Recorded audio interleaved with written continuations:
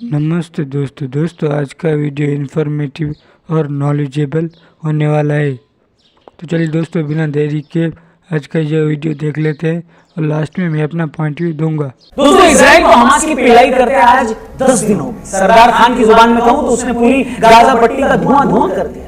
West Bank से लेकर Gaza पट्टी तक हमास के दहशतगर्दों को घसीट कर रेला जा रहा है। ईरान से लेकर इजिप्ट तक लगभग सारे अरब देश हाय दैया करके अपनी छाती कूट रहे हैं। मगर 57 के 57 ये देश इतने फट्टू हैं कि किसी की हिम्मत नहीं पड़ रही कि वो फिलिस्तीनियों को अपने मुल्क में पनाह दे पाए।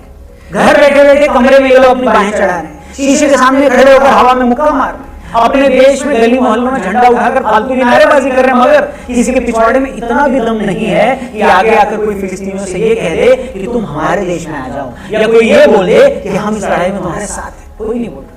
तो आखिर क्या वजह है कि एक छोटे से देश इजराइल से इन सारे अरब देशों की फटकर 74 हुई रहती है? क्या वजह है कि फिलिस्तीन के नाम पर इतनी छाती कूटने के बावजूद एक भी मुस्लिम देश फिलिस्तीनियों को पनाह देने को तैयार नहीं? आज के इस प्रोग्राम में, आज के इस वीडियो में हम इसी मुद्दे पर डिटेल में बात करेंगे और अरब देशों की फट्टू बनने की पोल खोलेंगे। आपको बताएंगे कि कैसे इस्लामिक ब्रदरहुड एक मजाक से ज्यादा और कुछ है ही नहीं, और ये भी समझाएंगे कि आखिर क्यों इजराइल का नाम सुनते ही सारे अरब नेता रात में ही डायपर पहनकर सो जाते हैं ताकि सपने में इजराइल आ जाए तो बिस्तर गीला न करें। ठीक है, ध्यान से इस वीडियो को देखिए, इंपॉर्टेंट टॉपिक है और पसंद आए ये वीडियो को और भी लोगों तक पहुंचाइएगा। चैनल सब्सक्राइब करिएगा। शुरू करते हैं। नमस्ते, स्वागत है। तो दोस्तों बात हो रही है हमास और इजराइल की लड़ाई की, और आज हम काला चिट्ठा खोलने वाले हैं मुसलमानों के नाम पर घड़ियाली आंसू बहाने वाले अरब देशों का। दोस्तों इजराइल पर हमास के हमले को 2 हफ्ते होने पर उस एक हमले के बाद से इजराइल भिगो के हमास के आतंकियों को रेल रहा है। सैकड़ों इजरायली टैंक गाजा में कूच करने को तैयार खड़े हैं। 3 लाख से ज्यादा इजरायली फौजी गाजा में घुसकर हमास की कब्र खोदने को बेकरार बैठे हुए हैं। हर दिन इजराइल को मिलने वाली अमेरिकी मदद बढ़ती जा रही है। अमेरिका के विदेश मंत्री से लेकर रक्षा मंत्री तक इजराइल की यात्रा कर चुके हैं। खुद अमेरिकी राष्ट्रपति जो बाइडेन नेतन्याहू की चौखट पर माथा टेक चुके हैं। इंग्लैंड के प्रधानमंत्री और भारत के दामाद ऋषि सुनक भी इजराइल पहुंचकर बहुतों की छाती पर मूंग दल रहे हैं। इजराइल ने भी खुद को 3 मोर्चों पर लड़ाई के लिए तैयार कर लिया है। वो गाजा में हमास के अलावा लेबनान की तरफ से हिजबुल्लाह और जॉर्डन सीमा पर लड़ाई के लिए पूरी तरह से तैयार है। मगर इन सब के बीच एक अरब देश की, एक अरब देश की हिम्मत नहीं पड़ रही कि वो इजराइल के खिलाफ खुलकर युद्ध करने जैसी कोई बात भी करते।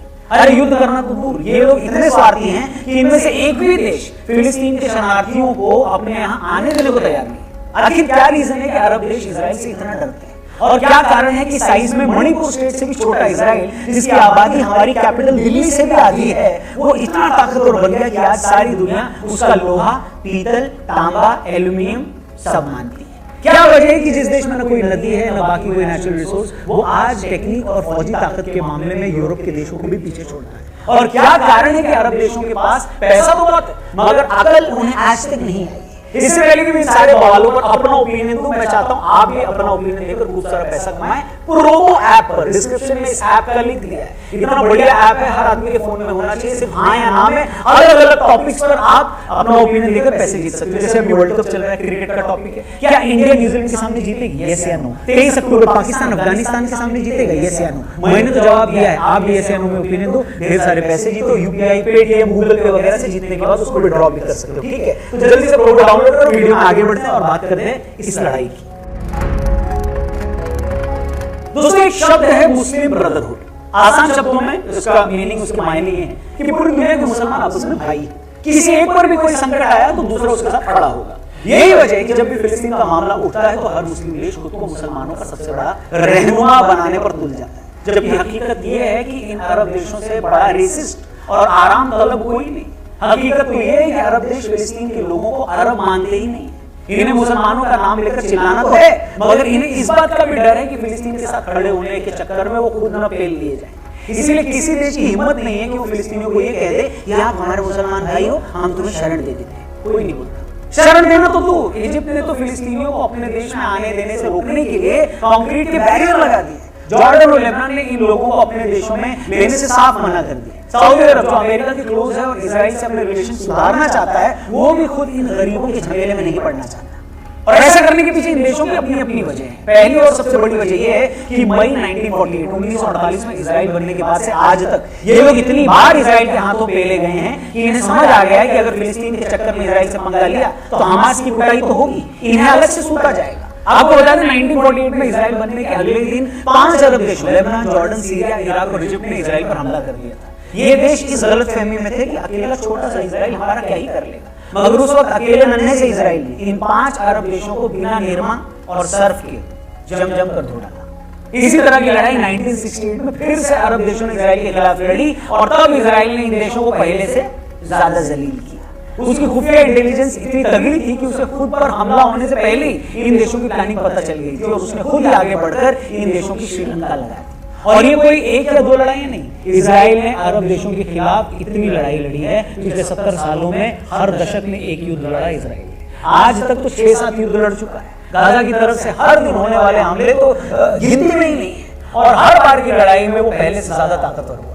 1948 में एक टाइम था जब इजराइल यूएन रेजोल्यूशन के मुताबिक बहुत छोटे से हिस्से को ही इजराइल देश मानने को तैयार था, मगर इन अरब देशों में इतना जहर भरा था कि ये यहूदियों को वहां देखना ही नहीं चाहते थे। अपनी इसी नफरत के हाथों मजबूर होकर इन्होंने बार-बार इजराइल पर हमले किए और हर बार जलील हुए। आज हालांकि यही कि गाजा के जिस छोटे से इलाके में फिलिस्तीनी रहते हैं, इजराइल उन्हें वहां से भी भगाना चाहता है। वेस्ट बैंक में भी ढूंढ कर हमास के दहशतगर्दों के पिछवाड़े सुझाए जा रहे हैं।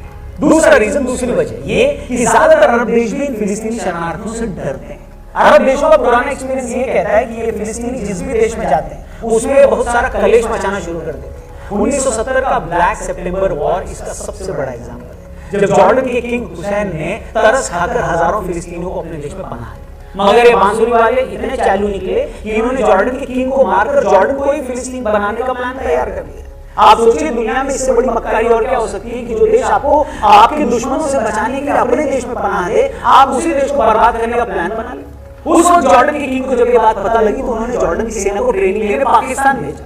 उस वक्त इजराइल ने भी फिलिस्तीनियों से निपटने के लिए जॉर्डन की हेल्प करी। उसके बाद जॉर्डन में भयंकर लड़ाई हुई, 25,000 फिलिस्तीनी मारे गए। उस पूरे युद्ध या ऑपरेशन को ही ब्लैक सितंबर वॉर के नाम से जाना जाता है। और मजे के साथ साथ शर्म की बात यह है कि हमारा कंगाल पड़ोसी पाकिस्तान जिस फिलिस्तीन के नाम पर आज मगरमच्छ से भी ज्यादा फर्जी आंसू बहा रहा है, खुद उसकी फौज के दामन पर 25,000 फिलिस्तीनियों की मौत का दाग है। मतलब इतने फिलिस्तीनी आज तक इजराइल ने लड़ाई में नहीं मारे जितने पाकिस्तान ने मार दिए। पता था आपको? हेलो, अरब देशों को करीब से जानने वाले दूसरी वजह ये बताते हैं कि ये अरब देश भले ही एक मजहब और एक जबान के बेस पर बने हो, मगर इन अरब मुल्कों के अंदर भी भयंकर रेसिज्म है। इनमें इस बात की लड़ाई है कि किस देश का मुसलमान दूसरे से ज्यादा श्रेष्ठ है। जैसा मैंने पहले कहा, सऊदी अरब वाले तो दबी जबान में फिलिस्तीनियों को अरबी नहीं मानते। भारतीय मुसलमानों ने फिलिस्तीन के मुद्दे पर ज्यादा छाती कूटी तो अरब देशों ने ये कहकर उन्हें चुप करवा दिया कि भाई तुम तो मत ही बोलो। इसी तरह आप देखो सऊदी अरब और ईरान में भी शिया और सुन्नी की सुप्रीमेसी हमेशा से चलती है। और तो छोड़िए, भारत का एग्जाम्पल देखिए, जिस यूपी बिहार में पाकिस्तान बनाने को लेकर सबसे ज्यादा लामबंदी हुई, जो अलीगढ़ एक टाइम पर ऐसे आंदोलनों का हब था, इसी यूपी बिहार के लोग जब बंटवारे के बाद पाकिस्तान गए तो उन्हें मुहाजिर कहा गया। इसी डिस्क्रिमिनेशन की वजह से बंगाली मुसलमान भी पाकिस्तान से अलग हो गए। इसी वजह से आज तक बलोच और सिंध के लोग खुद को अलग अलग मानते हैं। ये सारी बात कहीं ना कहीं ये साबित करती है, प्रूफ करती है कि जिस मुस्लिम ब्रदरहुड की बात उठाकर जो लोग फिलिस्तीन के नाम पर अपना सिर दीवारों से मारते हैं, जो शीरे नारे लगाते हैं, वो सब नारे कितने झूठे हैं। असल में ये लोग एक नंबर के रेसिस्ट और क्लासिस्ट हैं। तो भाई ये तो बात होगी कि क्यों अरब देश फिलिस्तीनियों को शरण नहीं देते और इजराइल के नाम पर क्यों इनकी फटकर 74 हुई रहती है। अब आते हैं उस सवाल पर कि केरल और मणिपुर से भी छोटा इजराइल, जिसके पास न कोई नदी है, जिसका ना कोई पड़ोसी देश उसे मान्यता देता है, जो आज तक इतने युद्ध लड़ चुका है, इतने कम टाइम में वो आखिर इतना ताकतवर कैसे हो गया? तो इसकी भी दो वजह हैं दोस्तों। पहली तो ये कि आजादी के बाद इजराइल को समझ में आ गया था कि हमारे पास दुनिया को देने के लिए कुछ नहीं है। अगर हमें खुद को मजबूत करना है तो टेक्नोलॉजी के सहारे ही हम आगे बढ़ सकते हैं। इसके बाद के सालों में उसने टेक्निक और अपने ह्यूमन रिसोर्स में खूब इन्वेस्ट किया। आपको जानकर हैरानी होगी कि छोटा सा इजराइल स्टार्टअप्स के मामले में अमेरिका की सिलिकॉन वैली के बाद दूसरी सबसे बड़ी जगह है। इजराइल में इस वक्त 6,000 से ज्यादा स्टार्टअप, उनकी $480 बिलियन की अर्थव्यवस्था है। दुनिया की सेनाओं के पास मौजूद ड्रोन में से आधे से ज्यादा इजराइल ने बनाए हुए हैं। वो हथियार एक्सपोर्ट करने वाले देशों की लिस्ट में टॉप 10 में है। हांगकांग और साउथ कोरिया के बाद उसकी अर्थव्यवस्था सबसे स्थिर मानी जाती है। यहाँ बेरोजगारी दर 4% से भी कम है। उसके बाद दुनिया की सबसे एडवांस आर्मी भी इनके पास है। आयरन डोम जैसा धांसू सिस्टम है, 80 से 90 परमाणु बम है। कृषि की फील्ड में तो इजराइल ने जो कमाल किया है वैसा मिसाल आपको कहीं देखने को नहीं मिलता। अगर आप पूरे मिडिल ईस्ट के सैटेलाइट मैप को देखें तो आपको अकेला इजराइल ही दिखेगा जहां पे थोड़ी हरियाली या हरा भरा दिखेगा, जिसने रेगिस्तान में भी जंगल उगा दिए। वो रिसर्च और इनोवेशन पर कैपिटा जीडीपी के हिसाब से सबसे ज्यादा पैसे खर्च करता है। तो भैया ये है इजराइल की ताकत। लेकिन इसके अलावा एक और चीज इजराइल को बहुत ज्यादा स्ट्रॉन्ग, बहुत ज्यादा पावरफुल, बहुत ज्यादा ताकतवर बनाती है। अच्छा, अगर आप ये सोच रहे हैं कि यार दो देशों में दोस्ती तो समझ में आती है, मगर अमेरिका और इजराइल में ऐसी कैसी दोस्ती है कि हमास के हमले के एक हफ्ते के अंदर अमेरिका के विदेश मंत्री से लेकर रक्षा मंत्री और खुद अमेरिका का राष्ट्रपति तक इजराइल आ गया। ये मैं आपको समझाऊंगा। इसकी सबसे बड़ी वजह है अमेरिका भर में फैले ताकतवर यहूदी, जो बड़े बड़े बिजनेसमैन हैं, अरबपति हैं, नेता हैं। अमेरिका में यहूदियों की बड़ी आबादी रहती है। यरूशलेम से ज्यादा यहूदी न्यूयॉर्क में रहते हैं। न्यूयॉर्क शहर में 16 लाख यहूदी हैं, लॉस एंजलिस में 5.5 लाख, शिकागो में 4 लाख, बॉस्टन में 3.25 लाख, सैन फ्रांसिस्को में 2.25 लाख और वॉशिंगटन में 2,17,000 यहूदी रहते हैं। मतलब पूरे अमेरिका में उनके काम धंधों, बड़ी बड़ी कंपनियों में, राजनीति से लेकर प्रशासन तक में यहूदी भरे हुए हैं। और यही यहूदी इजराइल की सबसे बड़ी ताकत है। जब 1948 में इजराइल बना तो पूरी दुनिया में रह रहे यहूदियों ने इजराइल को पैरों पर खड़े होने के लिए बड़ी मदद करी। आज की अमेरिकी सरकार की अगर हम बात कर लें तो हमास के हमले के बाद इजराइल पहुंचने वाले अमेरिकी विदेश मंत्री टोनी ब्लिंकन यहूदी हैं। सीआईए के डिप्टी डायरेक्टर डेविड कोहेन यहूदी हैं। इसके अलावा अमेरिका के cyber security adviser, attorney general, secretary of homeland security, director of national intelligence, attorney general, deputy health secretary, science and technology adviser, council of economic advisers, ऐसे तमाम बड़े पदों और ताकतवर पदों पर बैठे ये तमाम लोग यहूदी। अब शायद ये बताने और समझाने की जरूरत नहीं है कि इजराइल की असली ताकत कहां है।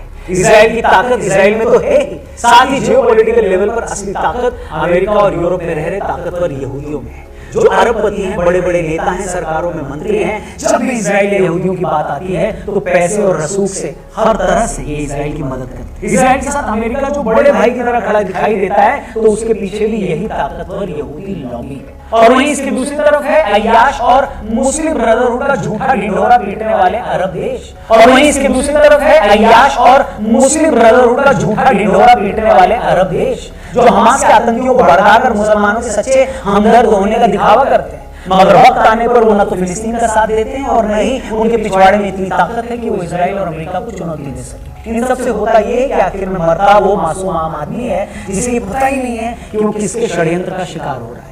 न ही भारत में मजहब की अफीम चाट कर बैठे कुछ लोगों को ये बात समझ में आती, कुछ समझते नहीं है वो लोग। जो इजराइल पर हमास ने जब हमला किया तो उसके बाद ऐसे फुदक रहे थे जैसे खुद की नालायक औलाद 6 कोशिशों के बाद 10वीं में पास हो गई। और आज वही नालायक औलाद क्लास की बेंच पर मुर्गा बनाकर प्रिंसिपल की बेंच से जब सिकाई करवा रही है तो इनको बड़ा दर्द हो रहा है। मतलब कुछ तो शर्म करो यार। बाकी अब ज्यादा बोलने को है नहीं। उम्मीद करता हूं हमास, अरब देशों का उससे कनेक्शन और इजराइल की ताकत पर इस वीडियो में जो हमने बात करी है वो आपको पसंद आई हो। अगर सही में पसंद आई हो तो ऐसी वीडियो और भी लोगों तक पहुंचाना हमारे लिए जरूरी हो जाता है। तो प्लीज आप इसमें हेल्प करें, अपने दोस्तों यारों रिश्तेदारों से इसे जरूर शेयर करें। कमेंट सेक्शन में अपना ओपिनियन दें कि इस पूरे मुद्दे पर आप क्या सोचते हो।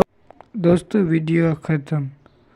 और दोस्तों मैं अपना पॉइंट व्यू दूँ तो दोस्तों पूरी दुनिया में जितना जूस पीपल के ऊपर दोस्तों जुल्म हुआ है इतना किसी और के साथ नहीं हुआ दोस्तों मैं कंपेयर नहीं कर रहा किसी के साथ, पर दोस्तों जूस पीपल को यूरोप से भगाया गया, मिडिल ईस्ट से भगाया गया। सिर्फ दोस्तों भारत ही ऐसा देश है जिसने दोनों हाथों से जूस पीपल को स्वागत किया और भारत में उनको रहने दिया और कभी भी जूस पीपल के ऊपर जुल्म नहीं हुआ भारत में दोस्तों। पर दोस्तों जब से इजराइल जूस पीपल को इजराइल देश मिला है तब से दोस्तों पूरी दुनिया में जूस पीपल का और इजराइल का लोहा माना जा रहा है दोस्तों पूरी दुनिया में जूस पीपल को प्रताड़ित किया गया। पर दोस्तों आज जूस पीपल ने अपनी टेक्नोलॉजी और अपनी मेहनत से ऐसे हथियार और ऐसी टेक्नोलॉजी बनाई है कि पूरी दुनिया इसकी दीवानी है दोस्तों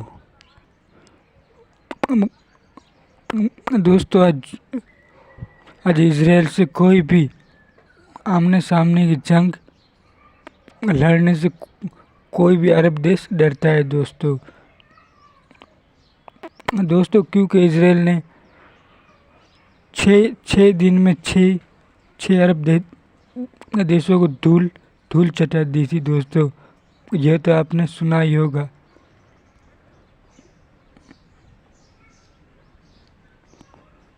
और दोस्तों आप देखिए अरब देशों की हिपोक्रेसी दोस्तों।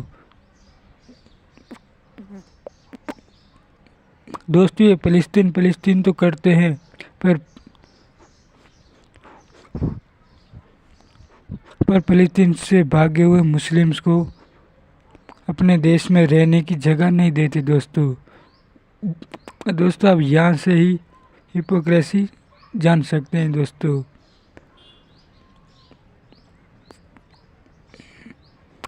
मैं बात करूँ इस वीडियो की, तो दोस्तों आरजे रौनक के हर वीडियो नॉलेजेबल होता है, जो कि आपकी नॉलेज में बढ़ोतरी ही करता है दोस्तों। तो दोस्तों मैं उम्मीद करता हूँ आज का यह न्यू मिक्स रिएक्शन वीडियो आपको पसंद आया होगा दोस्तों। और अगर दोस्तों यह वीडियो आपको पसंद आया है तो लाइक करना भूले मत, और दोस्तों शेयर भी ज़रूर कर दे। और दोस्तों ख़ास बात, सब्सक्राइब करना तो भूलना ही मत। आप सभी से मेरी आग्रह विनंती है दोस्तों।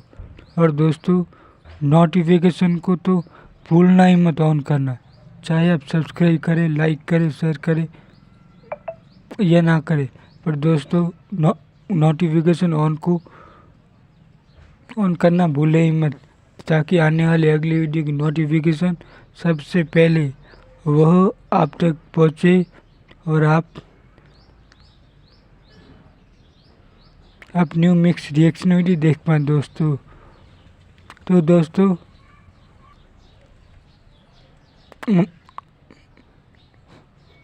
मिलते हैं एक नए वीडियो के साथ।